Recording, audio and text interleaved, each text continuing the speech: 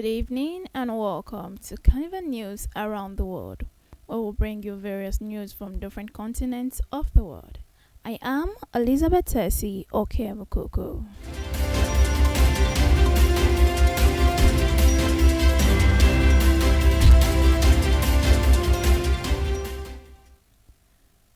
Begin the news this evening from Africa.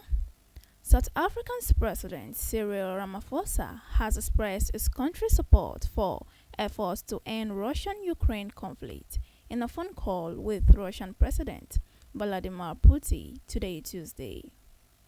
This was disclosed in a statement by Ramaphosa's office. According to the statement, the two leaders also discussed cooperation in key international fora such as BRICS and the G20. South Africa's President's office revealed this.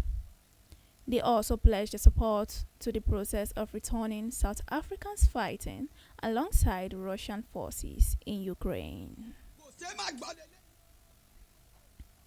And in Europe,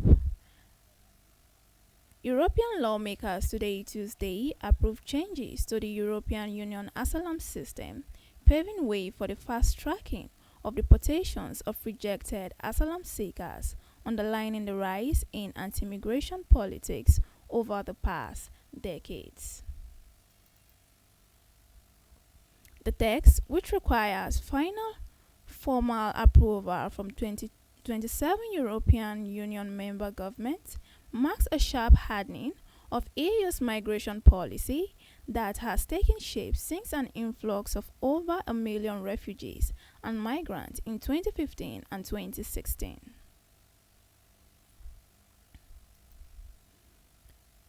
The move has drawn heavy criticism from humanitarian groups who said it could lead to human rights violation and a diminution of asylum rights under a 1951 convention that prohibits returns of asylum seekers to countries where they could be in danger. The European Parliament approved changes to the asylum procedure regulation to introduce a list of countries deemed safe to which failed asylum seekers could be returned. The list includes countries such as Egypt and Tunisia, whose human rights record have come under scrutiny.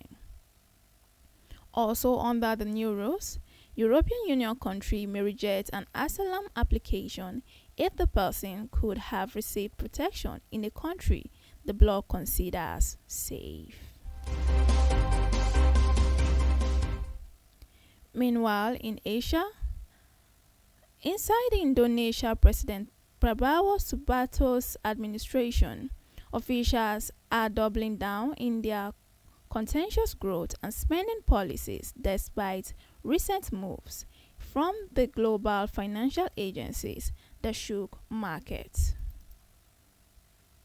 Confidence in Indonesia, a 1.4 trillion G20 economy and critical global commodities suppliers, has waned in recent months as investors have grown wary about Prabowo's big spending plans on social initiatives like the $20 billion free meal program and efforts to stimulate rural economics across the archipelago. While the government is moving to address stock ownership and market transparency concerns, three sources familiar with internal discussions said that Prabowo's administration has no intention of backing down on its broader promises like the free meal plan and a pledge to lift growth to 8% from 5% where it hovered over the years.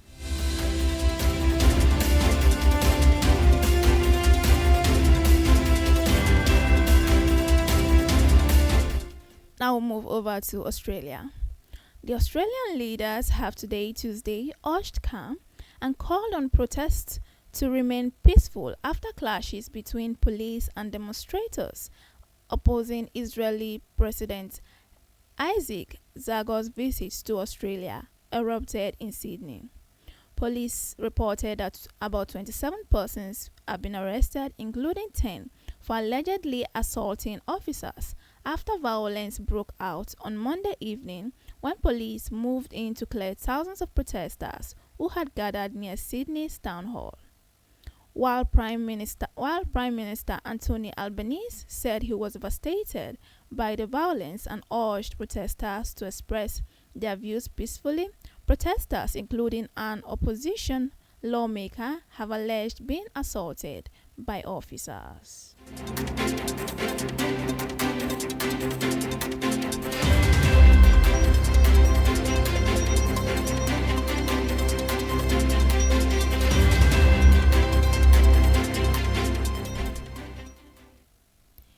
In the Northern America, a federal judge in Los Angeles, in a preliminary, has struck down a California state law that bans federal officers from wearing masks while on duty.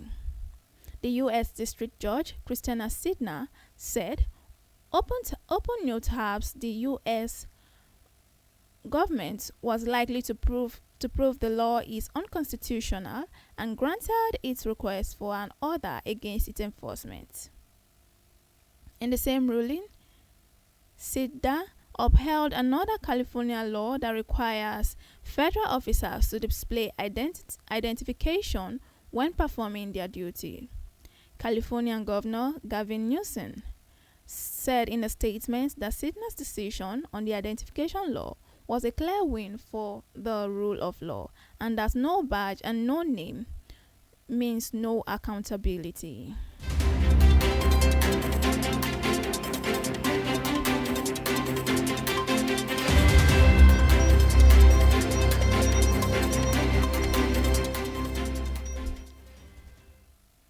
And on the Southern American continent, Brazil's Finance Minister Fernando Haddad has stated today, Tuesday, that the country should consider a new framework for social assistance spending, similar to the past overall, that merged several programs into a single cash transfer scheme. Speaking at an event hosted by the BDT Pactual, Haddad made this remark when asked about possible measures to strengthen control over public finances. He stressed, however, that no proposal along this line has been submitted to President Luiz Inácio Lula da Silva.